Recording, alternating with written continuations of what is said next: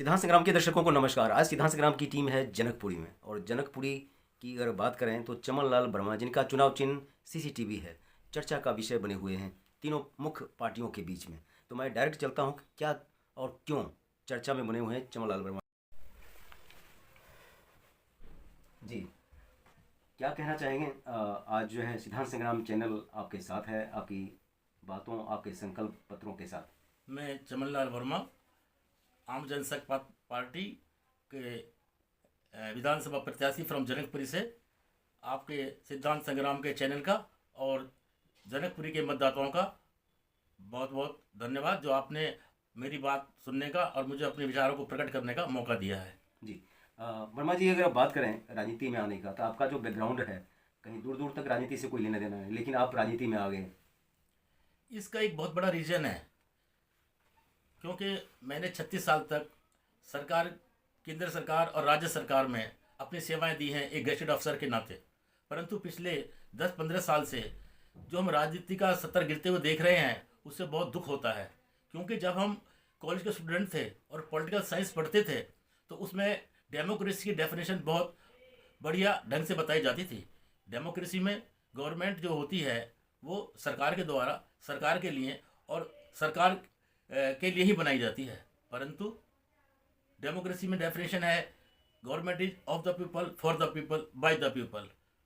पर अब कुछ देखने में आ रहा है कि कुछ नई ही सोच चल रही है कि किसी जनता के काम के लिए कोई नहीं सोच रहा, सिर्फ अपना एक प्रलोभन दिया जा रहा है और प्रलोभन देकर ही वोट लिया जा रहा है, या जात पात के नाम पर वोट लिया जा रहा है। सच्ची डेमोक्रेसी की डेफिनेशन ये नहीं है। इसको देखकर बहुत दुख होता है और मन में ख्याल आया कि किसी तरह से हम अपने विचारों को जनता को रखें और दिए गए प्रलोभन से छुटकारा दिलाने के लिए हम किसी तरह से अपने विचार जनता तक पहुंचाएं। इसके लिए मुझे आम जनशक्ति पार्टी ने एक विधायक प्रत्याशी के रूप में चुना, और मैं बहुत खुश हूं कि मैं किसी तरह से आपके चैनल के द्वारा अपने विचार जनता तक पहुंचा सकूं और उनको जागरूक कर सकता हूं कि सच्ची डेमोक्रेसी क्या है। आप समझिए, जानिए और अपने भले को समझिए और इनके प्रलोभन में नहीं आइए। जी, अपने वोटों की कीमत और मूल्य को समझना है, लेकिन उस बीच डायरेक्ट मीडिया आपसे समझना चाहेगी कि फ्री बिजली की जो रेवड़ी है, बड़ी चर्चा का विषय बना हुआ है जनकपुरी सहित पूरी दिल्ली में। तो आप प्रबुद्ध हैं, गजेटेड अधिकारी से आप राजनेता बने हैं, तो थोड़ा जनकपुरी सहित दिल्ली समझना चाहेगी कि ये क्या फ्री बिजली का क्या कॉन्सेप्ट है केजरीवाल का। देखिए, फ्री बिजली का कॉन्सेप्ट कुछ नहीं है, ये सिर्फ अपना पब्लिक को भ्रमित करने का एक तरीका है। एक चालाक आदमी किस तरह से पब्लिक को भ्रमित करता है, ये तरीका है। अब आप देख लिए फ्री बिजली, क्या फ्री बिजली है। आप देखिए कि 200 यूनिट फ्री है और 200 यूनिट से 201 जाते ही आपका चार्ज लग जाता है। 200 यूनिट किसका फ्री होगा? जिसके घर में बुजुर्ग है, बीमार हैं, छोटे बच्चे हैं, एसी और गीजर उन लोगों के लिए बहुत ज़रूरी है। दिल्ली का टेम्परेचर 45 डिग्री से ऊपर चला जाता है। अब आम जो मिडिल क्लास के लोग हैं या ऊपर क्लास के लोग हैं, उनको के लिए एक बहुत आवश्यक है कि एसी का होना, बुजुर्गों के लिए, बच्चों के लिए। उसमें 200 यूनिट कहीं कवर नहीं होता, वो तो 500-600 यूनिट जाता है। मगर इन्होंने भ्रमित किया हुआ है 2-4-5% जो लोअर क्लास के लोगों को छूट देकर अपनी सत्ता लेने के लिए, सत्ता का सुख भोगने के लिए ये एक नारा दे रखा है, फ्री बिजली, फ्री बिजली। ना फ्री बिजली है, ना फ्री पानी है। अगर देखा जाए तो आपकी बिजली के ऊपर 10 तरह के टैक्स लगे हुए हैं। जब आप अगर गौर से बिजली का बिल देखेंगे तो आप जो बिल देते हैं उसमें टैक्स कितने हैं? ABCDEFGHIJ, और जो के आता है वो आप पे करते हैं। वो टैक्स किस तरह से है, चाहे वो फिक्स चार्जेस हो, चाहे और कोई टैक्स हो, सब तरह के टैक्स लगाए हुए हैं।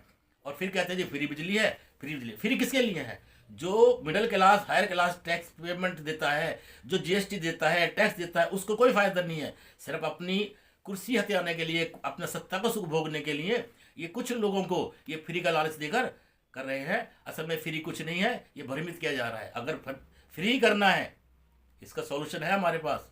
अगर फ्री करना ही है तो आप स्लैब रेट घटाइए, आप टैक्स घटाइए, ताकि अब दुकानदार भाइयों को क्या फ़ायदा होता है? दुकानदारों का अगर यूनिट 100 आएगी तो उसका बिल आना चाहिए 800 रुपये का, 8 रुपये यूनिट के हिसाब से, मगर बिल आता है 2400 रुपये।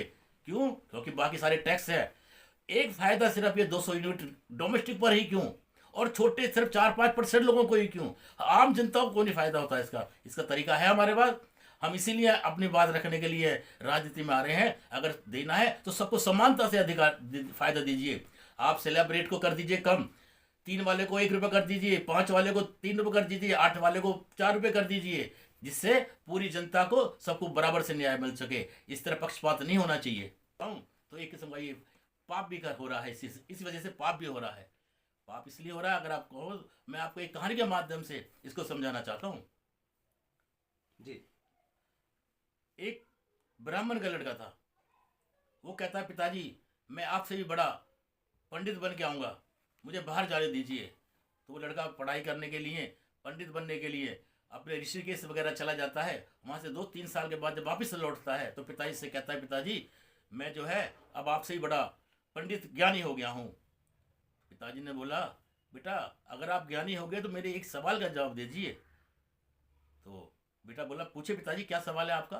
बेटा मुझे ये बताओ कि पाप का बाप का नाम क्या है, कि पाप का बाप कौन है। तो इस पर बेटा जो है बिल्कुल आश्चर्यचकित हो गया और इसका जवाब नहीं दे पाया। तो पिता ने कहा, बेटा पहले इसका जवाब लाओ तब मैं आपको ज्ञानी मानूंगा। उसके बाद बेटा जो है फिर दोबारा से अपने वहाँ चला गया, पढ़ाई जहाँ करती थी ऋषिकेश वगैरह, हरिद्वार वगैरह, और वहाँ जाके साधुओं से मिला और पूछा कि मुझे पाप के बाप का नाम चाहिए। तो साधु ने कहा, इसका जवाब आपको सामने एक जो मकान है उसके अंदर एक महिला रहती है, सिर्फ वो दे सकती है, आप उसे जाके मिलिए।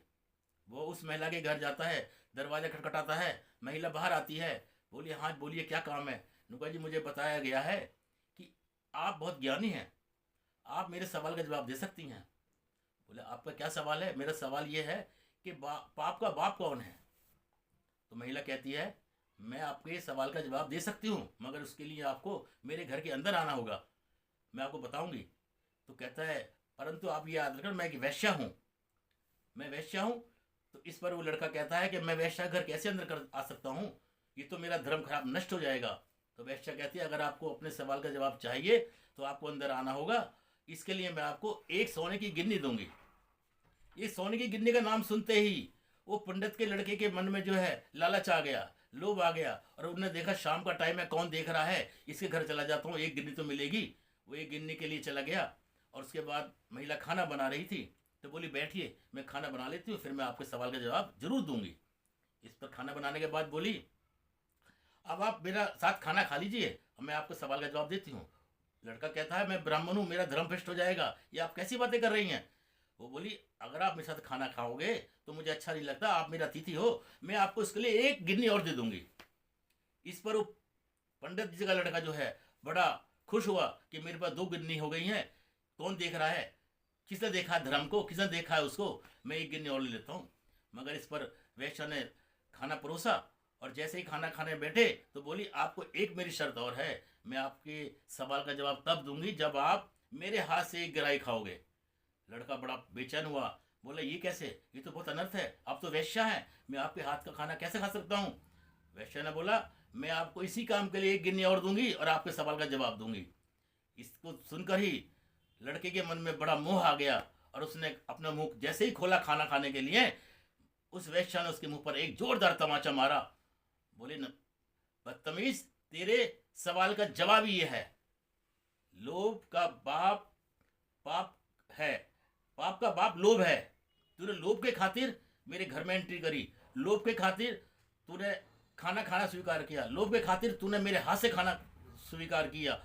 तो इस प्रकार जो लोभ का, जो पाप का बाप है वो लोभ होता है। इस प्रकार आजकल की जो मैं देख रहा हूँ, सरकार भी इस तरह से ही जनता को भ्रमित कर रही है, लोभ दे देकर उनका कीमती, जिसको कहते हैं बहुत कीमती वोट है, बहुमूल्य वोट है, उसको कैसे ले रहे हैं, 21 रुपये से बिजली पानी फ्री कर कर। जनकपुरी से जैसा हॉट सीट है जनकपुरी, एक ऐसा नाम, एक ऐसा फेम, उसी तरह के प्रत्याशी। लेकिन इनका जो कॉन्सेप्ट है और जिस तरह की स्टोरी बताई, वाकई हम सभी को, हम कल कहाँ थे, आज कहाँ हैं और कल कहाँ होंगे, वाकई उसका फैसला होना है 5 फरवरी को। आपका एक एक वोट जो है मायने रखता है। और सचमुच में चमन लाल वर्मा जी एक गजेटेड ऑफिसर रहे हैं, कोई राजवंश परिवार से नहीं है। इनका जो है सेवा, मानवता, समर्पण और त्याग खींच कर लाया है जनकपुरी विधानसभा की समस्याओं के समाधान के लिए। आपका बेटा, आपका भाई, आपका दुलारा, आपका लाडला चमन लाल वर्मा। अगर जनकपुरी विधानसभा को सचमुच में बनाना है चमन, तो वाकई ज़रूरत है चमन लाल ब्रह्मा जैसे निस्वार्थ भाव से सेवा करने वाले, एक सेवा के लिए अग्रसर, सेवा के द्वारा सेवा की दिल्ली और जनकपुरी विधानसभा के लिए प्रतिबद्ध आपका बेटा, आपका भाई, आपका दुलारा चमन लाल ब्रह्मा जी। इसलिए इस बार CCTV को बटन दबाना है और चमन लाल ब्रह्मा को विधानसभा भेजना है, ताकि आपकी लड़ाई, आपकी फाइट, आपके मुद्दे और जिस तरह से तीखे सवाल पूछे गए और जिस तरह से लॉजिक भरा जवाब चमन लाल ब्रह्मा ने दिया है, वाकई दिल्ली के 70 विधानसभा में ये फ्री के फंडा का एक तरह से लग रहा है कि आज हो गया है भंडाफोड़। फिर मिलते हैं किसी नए हस्ती, किसी नए सरोकार, किसी नए संस्कृति के साथ। तब तक जुड़े रहिए। कलम की आन, भारत की शान, सिद्धांत संग्राम। सिद्धांत संग्राम चैनल का बहुत बहुत धन्यवाद कि आपने मेरे विचारों को जनता तक पहुंचाने में मेरी बड़ी मदद करी है।